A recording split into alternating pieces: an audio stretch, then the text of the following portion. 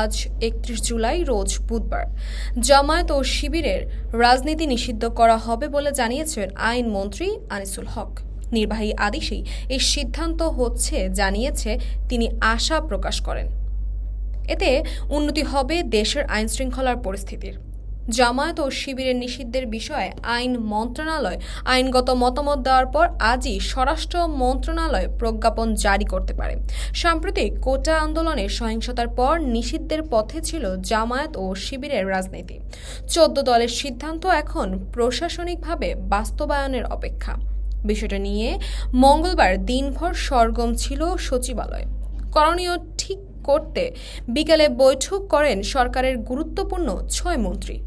এর আগে আইনমন্ত্রী গণমাধ্যমকে জানান ৩১ জুলাই রোজ বুধবারের মধ্যেই নিষিদ্ধ হচ্ছে জামায়াত ও শিবির। কোন প্রক্রিয়ায় এদের নিষিদ্ধ করা হবে জানতে চাইলে আইনমন্ত্রী বলেন, আওয়ামী লীগের সাধারণ সম্পাদক এবং সড়ক পরিবহন ও সেতুমন্ত্রী ওবায়দুল কাদেরের বক্তব্যের মধ্যে এই প্রশ্নের জবাব রয়েছে। প্রধানমন্ত্রী আমাকে নির্দেশ দিয়েছে বুধবারের মধ্যে একটা ব্যবস্থা নেওয়ার। এ সময় শিক্ষার্থীদের আন্দোলন ভিন্ন রূপ দেওয়ায় যারা নির্দেশনা দিয়েছেন তাদের সব তথ্য সরকারের কাছে আছে বলে জানান ওবায়দুল কাদের। সে সঙ্গে জামায়াতকে নিয়ে বিএনপির ঐক্য গড়ার আহ্বানের সমালোচনা করেন শীর্ষস্থানীয় এই আওয়ামী লীগ নেতা তাসপিয়া তাবাসসুম। এই সময়